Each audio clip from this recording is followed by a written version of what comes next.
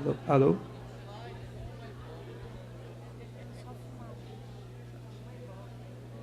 Boa tarde, meu nome é Paulo Renato. E veja bem, né, assim, o que está acontecendo desde ontem, acho que é algo assim muito bonito, né?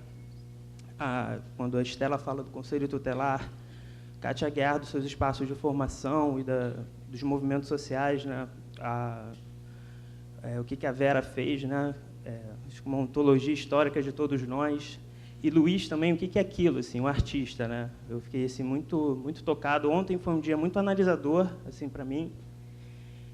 E hoje eu queria fazer uma pergunta para a Esther e agradecer também, assim, a Eliana pela aula. Eu não a conhecia, né? Mas você deu uma aula assim de Foucault e de Deleuze sem usar os conceitos, que eu acho que isso que é a verdadeira transmissão, isso é a verdadeira afetação, né? Falar dos não ditos, né? do minoritário e não da minoria, do que estava rolando lá, né? Uma pergunta mais pessoal seria o que te motiva, né, a falar assim da ditadura, né? Mas acho que já é uma pergunta mais pessoal. Mas assim sobre a Esther, também que eu achei assim foi uma aula assim de genealogia, né, de como a gente pode ali montar um ponto de vista, mas já pronto para depois ser desfeito, para poder ser refeito, enfim. Mas o que me veio, eu posso estar enganado, eu posso estar viajando, mas eu pensei um pouco na articulação entre a ideia do adulto miniatura, né, do Felipe Ries, que ele traz assim para a gente, a questão da criança que começa a trabalhar os 7 de idade por imitação, né? Então a gente não existe, na verdade, uma infância ali na época ali da Idade Média, mais ou menos. Né? Eu acho que ele mostra como é que a infância, na verdade, e a adolescência ela foi construída, né? E eu queria saber se você articula, porque quando você se falou, para mim ficou muito claro isso, assim, a ideia do Ries, assim, que ele traz com a ética de Badiou, que é justamente a gente não ceder a uma ética simplesmente da concepção negativa, né? Que é um conjunto de não fazeres.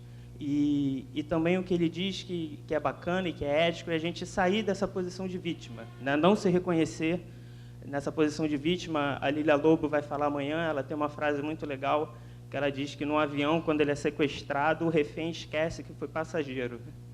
Né? Acho muito legal assim, a posição que a gente mesmo se coloca e se reconhece. Então, fica essa pergunta, assim, se você articula, o que você teria a dizer entre a ética, segundo Badiou, e a questão da construção da infância, né? Que a infância ela nem sempre existiu, e hoje ela é tomada realmente como uma essência. E, então, assim, o que está em jogo hoje, assim, né? Porque, assim, também uma outra pergunta mais pessoal, como é que você consegue manter uma calma, uma classe, falando de um negócio tão grave, assim, de tipo, o bicho tá pegando, sabe? E você mantendo uma calma, assim, muito angelical, muito bonito, assim, muito gostoso de ver, assim, de estar aqui hoje. A Salete já é super doce, tudo bem, na hora de escrever, porra, é uma metralhadora, né? Mas é isso então, gente. Obrigado.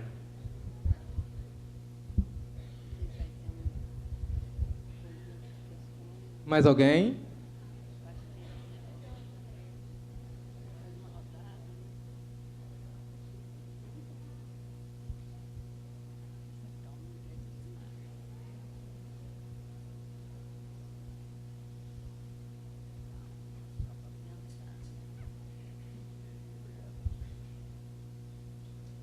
Boa tarde a todos. Eu queria fazer uma breve provocação, não tanto a professora Salete, que fala muito bem, um discurso excelente, independente das citações, que também foram muito boas, e toca a gente, convoca a gente a se lançar com ela. Mas a provocação que eu queria fazer é mais a plateia, e a professora pode se pronunciar depois, se quiser. Que quando a professora fala, sim, quando ela fala com toda essa potência do seu discurso, e eu não estou dizendo que eu estou falando do discurso porque eu acho muito bom, eu acho maravilhoso saber discursar bem, mas tem ideias profundas, tá? Não estou reduzindo a discurso de modo nenhum.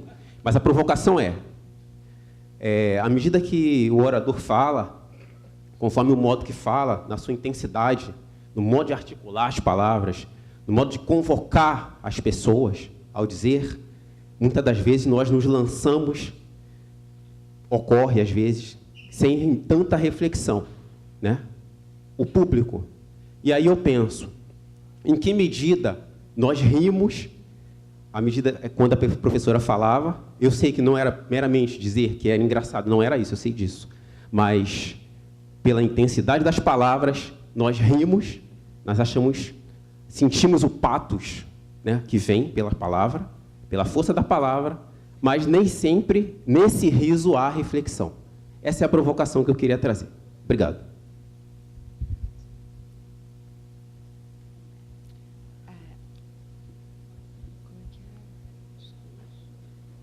Mais alguém?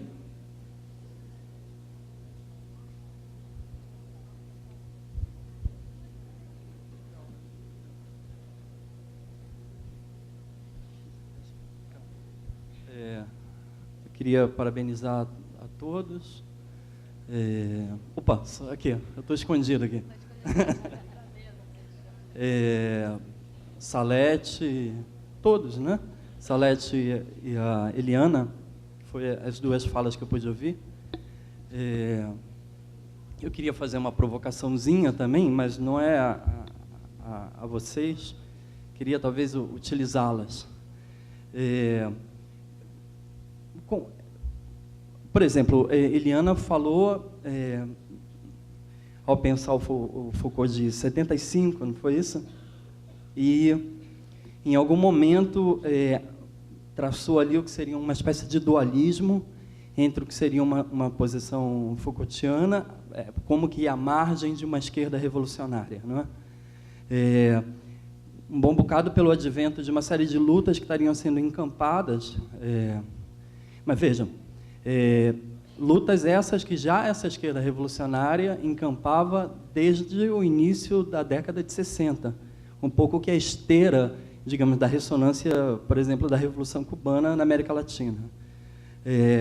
Que ali, muito menos do que uma polaridade entre o Foucault e a esquerda revolucionária, a polaridade se manteria entre essa, digamos assim, esquerda revolucionária, e eu incluiria o Foucault, não é? Da esquerda, digamos assim, reformista, do paraíso artificial dos partidos comunistas, né? Isso por um lado, né? Eu consigo compreender uma crítica possível com relação a um certo reformismo ou a um indicativo de reformismo na obra Foucaultiana, através de uma certa recepção, que eu vou aqui chamar, e eu tenho chamado isso comumente, de uma espécie de recepção liberal do pensamento Foucaultiano.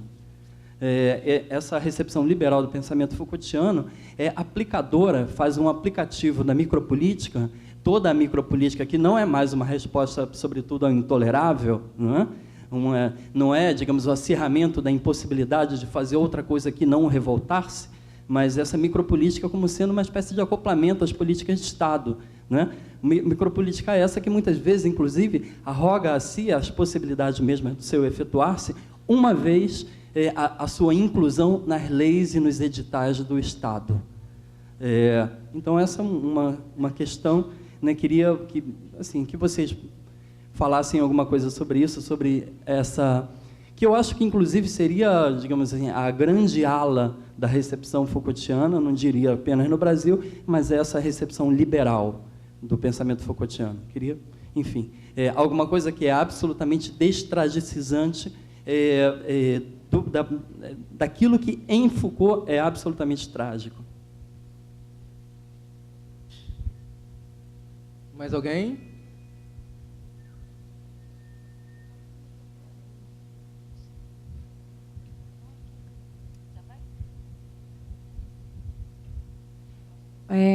Meu nome é Anete. A minha pergunta vai no sentido do quê? A gente vê na discussão da política de assistência social e na discussão do ECA, o direito à convivência familiar e comunitária, o tempo todo sendo repetido. Família e convivência familiar e comunitária como direitos o tempo todo, e isso é quase que religioso, o discurso da família. E aí eu queria trabalhar a dimensão disso como aprisionamento. Exatamente por quê? Porque quando eu penso na possibilidade revolucionária da amizade, a amizade não é uma coisa que você toca em política pública, você fala de família, você não fala de amizade, eu me sinto completamente subtraída da possibilidade de fazer discussão, de ter pares, quando eu estou falando no meu cotidiano, das minhas vivências,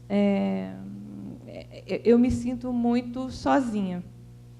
Então, tem tanto um quê de confissão aqui, né?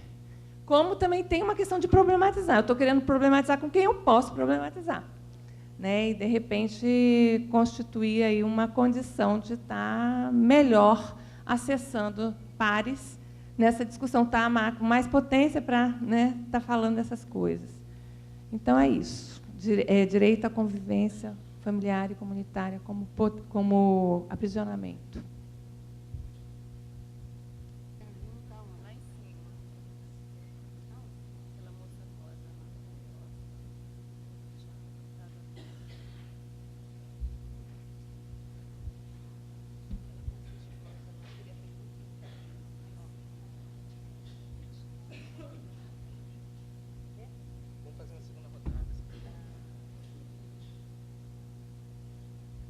Quem começa?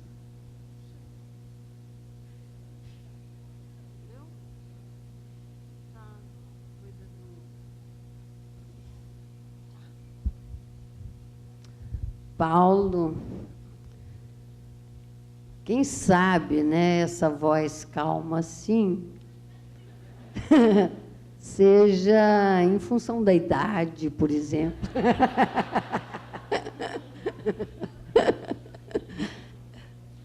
Ou talvez um hábito de ser professora, de tentar trazer os argumentos de forma clara, didática. Eu não posso esquecer que eu fiz curso normal, fui professora, estudei para ser professora. Ou então, conforme a Estela sugeriu ali, um estilo, né? Ou talvez uma tentativa de aclarar certas questões, até para mim mesmo. Eu gosto, às vezes, de fazer esse exercício quando as coisas estão muito confusas. Eu acho que a situação da criança hoje é uma situação... O campo está muito complexo, há uma complexidade muito grande e muita confusão, muitos mal entendidos ou bem entendidos, ou é isso mesmo, mas é uma situação preocupante, né? E, às vezes, é até muito difícil problematizar e pensar essas questões na medida que se pode argumentar, mas você não tem nenhuma empatia pela vítima, você não reconhece o sofrimento da vítima. Claro que reconheço o sofrimento da vítima, claro que tem empatia, todas essas coisas, né? Mas eu acho que, por exemplo, reduzir a criança, a sua vítima, como vítima, pensá-la apenas como vítima, eu acho que é até uma covardia. É uma covardia. Assim, acho que é um aprisionamento, porque ela não tem condição de escapulir daquele sentimento, daquela situação, a não ser se reconhecer como vítima. O que você é? Eu sou uma abusada sexual. Não pode ser assim, entendeu? Óbvio que você tem que reconhecer o sofrimento, escutar esse sofrimento, seja lá nos vários lugares onde você está, mas não reduzir a criança, a potência da infância, à vitimização, né? Então, eu acho que, tendo em vista o tema judicialização, eu acho que é muito importante que mesmo nós, que somos militantes, me incluindo aí na área dos direitos da criança, a gente tenha clareza disso. Porque no momento presente há uma ênfase muito grande nessa proteção tutelar, né? Você só reconhece os direitos da criança quando você pensa a criança como vítima. Ou, no outro lado, como agressora. Né? Eu acho que isso é que é a questão. E aí, é claro, tem uma ética aí do trabalhador, de todos nós, ética da vida, né? Para quê? Para aumentar essas potências da vida e não para diminuir, não para pôr a criança para baixo. Né? Você é vítima, tem que se reconhecer como vítima e será vítima, e essa é a sua identidade de vítima. Né? Então, é isso aí. Né? Então, há muita confusão e essa calma não é calma no sentido das preocupações, mas é calma no sentido de tentar mesmo formular com certa clareza alguma coisa, até mesmo para mim. Né? Então, é isso. E em relação à questão da assistência, né, se a dimensão da família não é um aprisionamento, pode ser, sim, claro, né, pode ser um aprisionamento, sim. Mas há também dimensões em que você, talvez, no caso concreto, tenha que defender a família, tem que defender a criança. Há situações... Há pouco tempo atrás, por exemplo, acho que em alguma cidade, aí, não sei, foi Friburgo, o juiz da infância estava destituindo o poder familiar das mães no útero. A mãe, quando chegava no hospital, já tinha decretado a perda da guarda dos filhos. Por quê? Porque era moradora de rua, vendedora de bala. E aí, entendeu? Por essa condição, ela já tinha sido destituída da sua condição de mãe. Então, eu acho que também essas situações, claro, têm que ser analisadas. Né? Há um aprisionamento, sim, naquela situação lá de São Paulo, quando o Conselho Tutelar, insistindo, junto com o juiz, em fazer a inserção da criança na família, e a família matou as duas crianças, né? Lembra? Matou, picou, pôs no congelador, e as crianças tinham fugido da família, não queriam ficar lá. Por outro lado, temos o caso da cigana, lá no interior de São Paulo também. Cigana andando com seu bebê na rua, lendo Sorte, alguém denunciou a cigana como se aquele ato ali fosse um constrangimento. O juiz decretou o aprisionamento da criança, a criança foi violentamente tirada dos braços da mãe, uma criança que, inclusive, estava amamentando ao peito, e foi colocada no abrigo.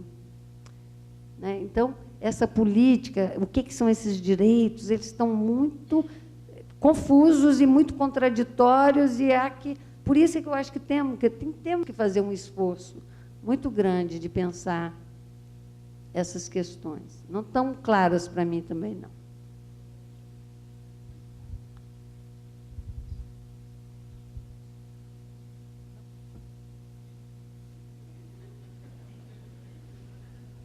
Também não sei muito bem o que eu vou falar, não. Primeiro, o interesse pela ditadura militar, não tem exatamente... Ninguém pode não se interessar pela ditadura militar, né? Mas o interesse pela ditadura militar veio só porque eu tinha interesse nas vindas de Foucault. Aí você constata que são todas durante a ditadura militar e fica se perguntando, né? Como é que Foucault fez, né, para enfrentar uma ordem discursiva e prática, tá, e subjetivante que a gente sintetiza como ditadura militar. Né? Aí vamos bater aí. Ligando toda a tua pergunta com a do André, André, se alguém gosta de fazer uma leitura liberal de Foucault, eu não gosto, entendeu? Então, não é isso que eu faço. tem muitas coisas do Foucault que eu acho fantásticas, mas eu gosto muito de um contraponto que ele faz, né, de maneiras de entender a questão da verdade. Verdade raio ou verdade céu. Quem tenta entender Foucault como verdade céu, né, constatando, etc. E nesse tema que eu acabei inventando meio torto para falar aqui no evento sobre judicialização, eu acho que a questão da síntese, né, ele não diz, não existe a síntese, né? Diz, a síntese, quando é feita, ela é feita. O problema são aqueles que tentam se apropriar da síntese, né? E viram os tuteladores da política. E nesse ponto, eu acho que ele acaba fazendo algumas alianças muito interessantes. Eu não diria exatamente com que forma de esquerda, né? Mas com uma não tutela, né? E nesse ponto é que eu acho que eu faço algum nexo com o que a gente tem a discutir nesse evento. Fora a própria questão da mídia, né, que acabou um pouco ressoando, né? Quando eu fiz o resumo, o que eu posso pensar sobre judicialização da vida, junto com essa pesquisa sobre Foucault no Brasil, a gente não tem essa cisão agora mais, né, entre os cães de guarda e os nanicos. A gente está aí talvez num ecletismo, como é que é? Acolhedor, né? A cada momento está recebendo uma notícia, seja uma notícia a respeito das crianças, seja a respeito do que está acontecendo nos países árabes, etc., e fica se perguntando que pasta é essa, né, de midiática e de informação. Salete falou aí da questão, é claro que a questão não é comunicação, mas a gente se sente todo o tempo mergulhado em discursos que são produtores, né, produtos dessa judicialização. Pode ser que a Estela e a Lívia um dia aí façam Foucault e a mídia, para tentar pensar, né? Como é que é isso? Hã? Faz junto, eu faço.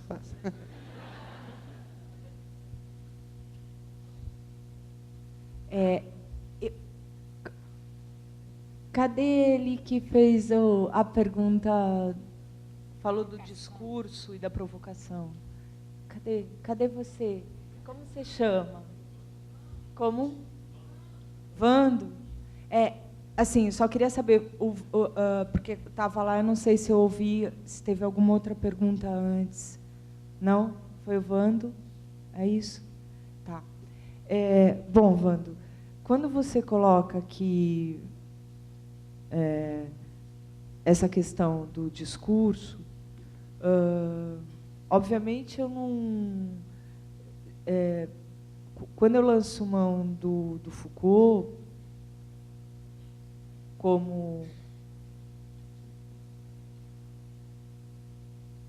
alguém que produziu, que disse alguma coisa importante, que a partir de um determinado momento eu falei, uau!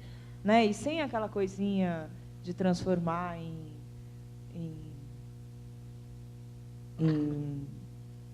teoria, né, ou a chave da verdade, mesmo porque o que ele fazia não era teoria, não é? E ele deixou isso muito claro. Mas, assim, uma das coisas que eu gosto muito, não é quando o Foucault diz que discurso é prática. E mostra isso.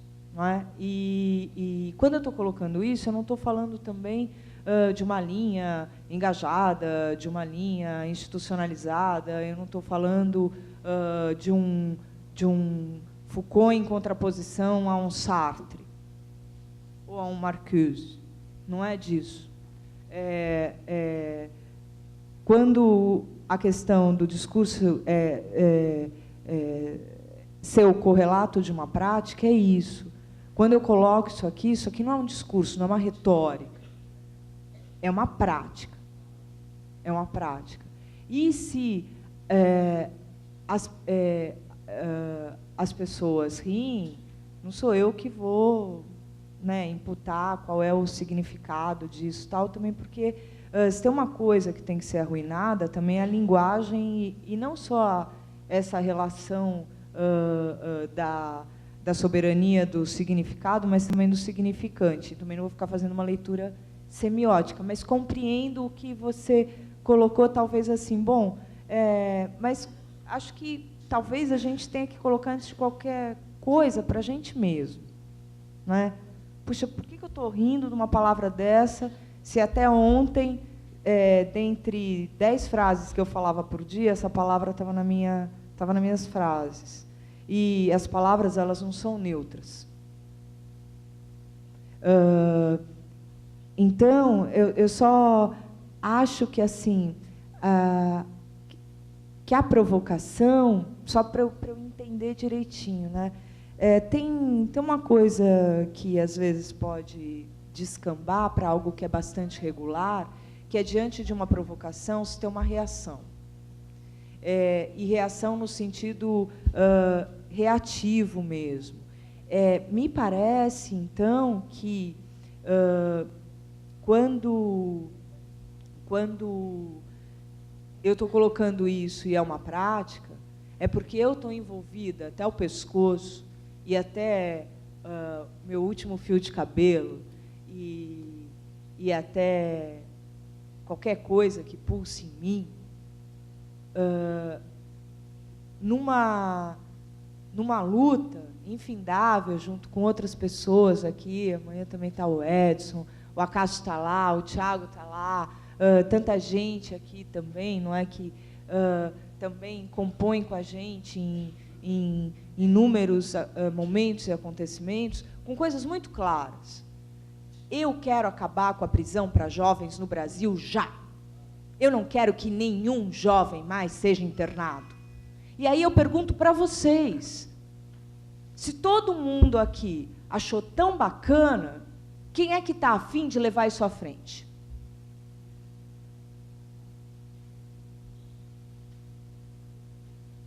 Porque se alguém começar a falar, não, mas tem alguns casos que a gente para.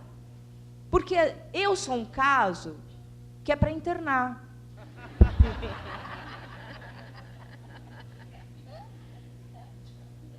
E eu estou aqui.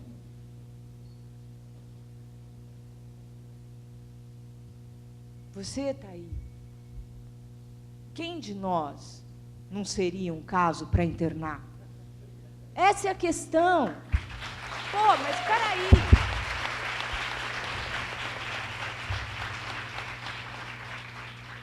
Então é isso. Se não é, ninguém vai aqui acabar comigo, com você, com você, com você. Então vamos acabar com a internação.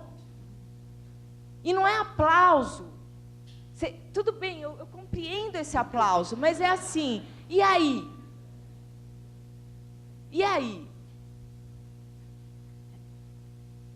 Eu não tenho muito meio termo, eu não sei. E nem quero aprender. Sabe?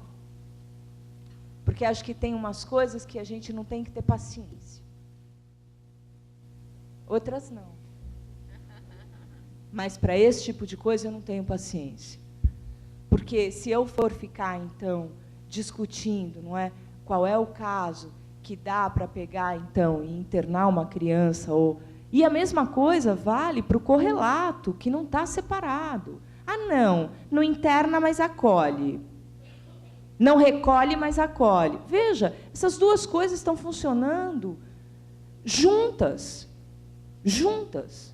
Porque, senão, eu saio de tudo que eu coloquei aqui, eu vou ficar discutindo a questão da legitimidade. Ah, não, então, não é internação compulsória. Sabe por quê?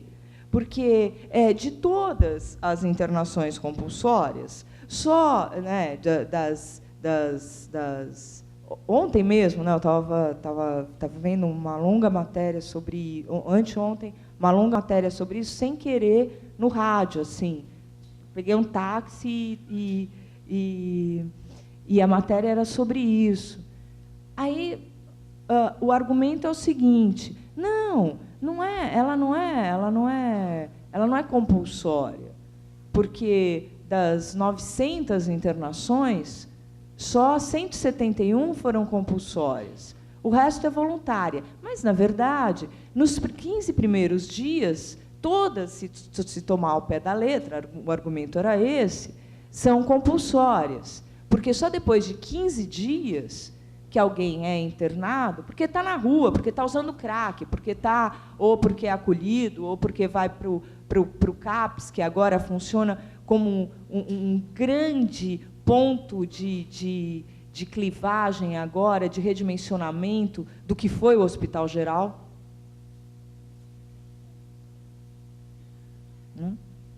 É isso. Está tudo sendo pensado assim. É isso. E isso é efeito também da setorização.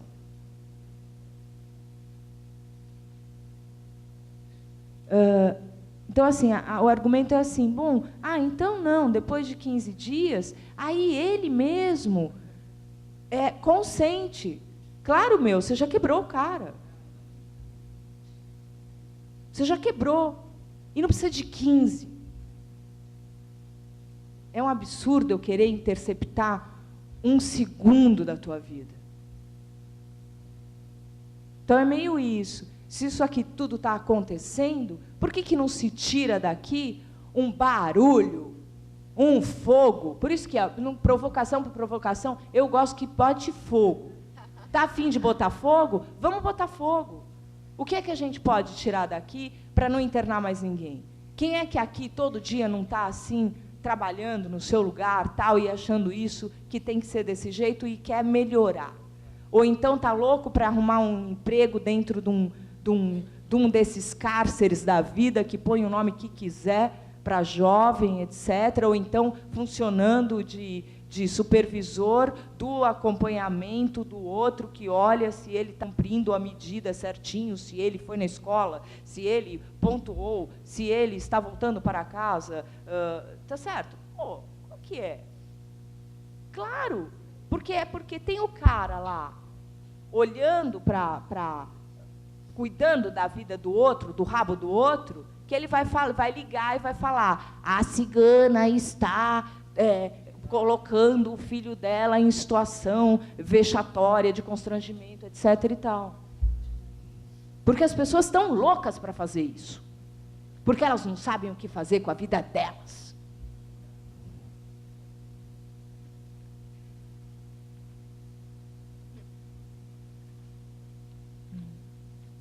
Em relação, acho que sabe assim, o que eu coloquei aqui não é assim, não é blá blá blá, não. E aí? Se isso aqui é assim até o tutano, se não, você vai pegar, se todo mundo vai receber certificado. E aí tanto faz, você podia estar fazendo o seu MBA da vida, ou sei lá o quê, um cursinho qualquer de reciclagem. Acho um pouco isso. Então, e isso é feito também disso que também se chama proteção integral. Não é? Tanto cuidado dá nisso. E o principal objeto da polícia é o cuidado. É o cuidado e a felicidade. É o Foucault que mostra isso, não sei o que estou falando. E mostrou com muita precisão. Em relação ao liberal, né, eu curto essa coisa, não é, do Foucault completamente trágico. Não é dramático, não é comédia, é trágico, né? E é muito bom rir também. Adoro. É muito bom rir. E agora, essa relação do liberal, sei lá, eu lembro de um negócio que eu gosto muito, que o Deleuze abre o Foucault, o livro dele, Foucault, assim, né? Ele vai dizer que tanto um monte de gente da esquerda nunca suportou o Foucault, como tem gente assim que usa assim só para salvar alguma coisa, eu vou ter que pá, e aí bota, né? Ou para salvar final de trabalho, ou sei lá para quê.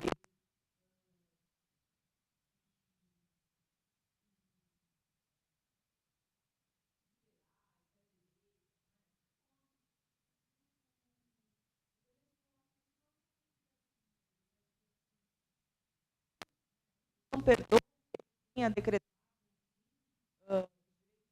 o filho. Outros não suportam isso, considera a história.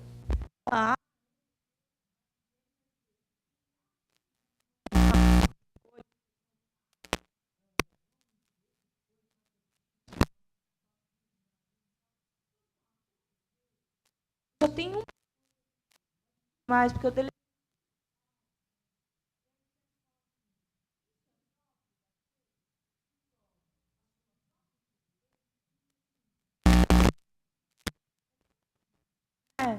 Sutil e ao mesmo tempo, pá!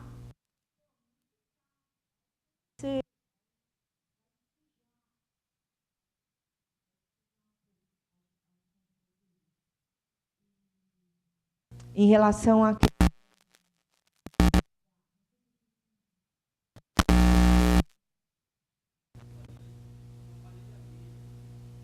um porre. Do mesmo jeito que tem um monte de gente que fica reverenciando, que é um saco também, né? Um porre. E aí, como é seu nome? Oi, André. A gente se fala por e-mail. Ah, você é demais.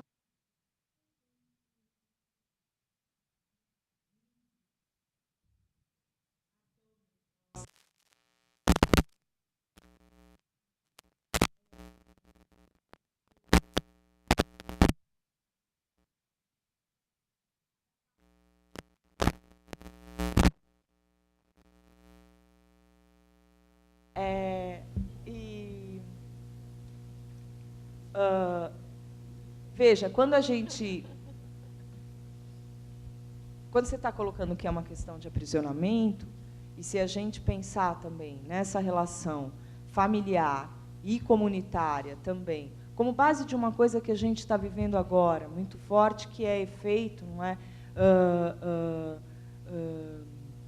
de um controle que começa já na comunidade, que começa também nesse outro cuidado da polícia, mesmo que você vá para o outro campo, do tolerância zero, né? Se você pensar qual é a base do tolerância zero, não é a polícia truculenta,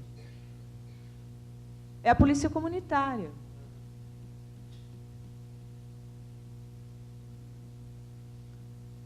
E aí, se você for mais longe, né, tanto faz se ela é truculenta, ou ela é comunitária, ou ela é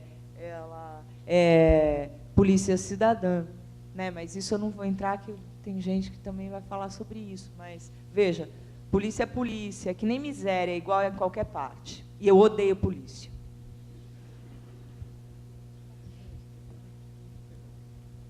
Eu só queria fazer assim, uma observação em relação ao riso. Tem toda uma discussão sobre a história do riso, né? O riso, ele tem um uso político também do riso, a caricatura política, né? Na ditadura, a caricatura era uma forma de fazer crítica política, né? E o Foucault fala muito do humor, né? Que ele gostava de fazer falas que provocassem e tivessem completamente atravessadas pelo humor. Então, acho que o riso tem ele pode ter várias dimensões, mas ele pode ser também uma estratégia política, né? Inclusive de rir de nós mesmos. Eu acho que quando a gente está paralisado, adormecido e conformado, né? E cinicamente aceitando o que está posto, instituído, e nada fazemos no niilismo. Talvez possamos rir de nós mesmos, né? E talvez nos inquietar, né? Concretamente. Então, eu acho que pode ter essa dimensão da gente rir do que a gente está falando, do que a gente está ouvindo aqui, não é? Política. Não foi à toa que teve um período que os livros que falavam sobre o riso foram queimados na Inquisição, né? Porque tem uma peste, aí um corpo sem órgãos no riso, né? Que a gente pode, né, construir um plano de composição a partir dele, né? Em relação à família também, a família e a comunidade, essa toda pressuposto da ONU, a família é a base de tudo, o Ano Internacional da Família, a família na biopolítica é o segmento privilegiado de intervenção, né, para medicalizar e se tornar medicalizante.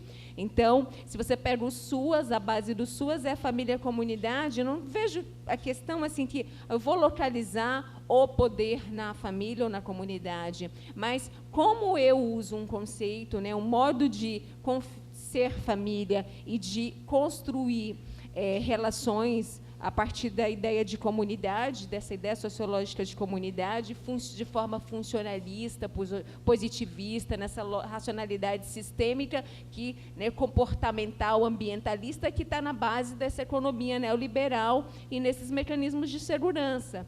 Né? Eu fui numa série de encontros de trabalhadores do SUAS e eu achei fantástico participar, porque os trabalhadores estavam falando, se colocando e demandando, né, em relação à precarização do trabalho que eles sofrem. Aí, só que quando chegou no encontro nacional, contrataram um especialista da PUC para fazer um relatório final, síntese de todas as falas em todas as regiões do país. E ela simplesmente silenciou a fala dos trabalhadores e ficou falando de habilidades e competências que o trabalhador do SUAS deve ter. Não é? Entende? E aí teve uma hora que eu não aguentei, e olha o que fizeram. Fizeram uma armadilha. Chamaram professores de várias universidades do país para uma oficina antes do encontro nacional, meio que assim, olha, né, não estava dito diretamente, mas vocês aqui vão ajudar a gente a fazer com que eles assinem, né, tudo isso, que eles concordem, porque, olha, foi descentralizado, foi lá da base para cá, né, mas só que fizeram esse recorte com esse deslocamento radical para uma perspectiva de pedagogia das competências. Então, teve uma hora que eu levantei, assim, acho me sentindo como Salete, não acho mais que indignada, né, não me colocando a servir isso, porque isso para mim era inegociável, e eu levantei e falei, olha, vocês pagaram esse voo para eu fazer isso? Eu sinto muito, eu não vou fazer, não vou ser conivente e cúmplice. E outra coisa, eu já listei aqui umas 50 vezes que a palavra competência e a palavra habilidades apareceu, mas em nenhum momento apareceu luta de trabalhadores, né? Então, é disso que a gente está falando. Eu acho que a questão não é a família e a comunidade em si, né, mas o que se produz de demanda, de encomenda, né, para que se trabalhe de determinado modo com as famílias e com as comunidades. Então, essa encomenda tem uma oferta, e nós oferecemos muitas vezes. Eu acho que essa é a questão da gente pensar como nós oferecemos aquilo que está vindo como encomenda. Quando a gente diz assim é bom, assim não é, o cuidado é assim, o cuidado integral é assim. Não é? Então, acho que a gente precisa pensar também o que, como Foucault, o que estamos fazendo de nós mesmos e com os outros, o que eu faço comigo e com os outros, não é? Em nome da tal proteção da relação entre liberdade e segurança. Desculpa, nem foi para mim, mas assim, as questões, né? Então, desse ponto, eu assim, acho que o Foucault, se ele me ajuda a ser, ele me ajuda a ser radical. Né? Quando eu vou para os espaços, às vezes, da universidade, do Conselho Federal, esse pessoal, essa ala mais radical aqui do Conselho, né?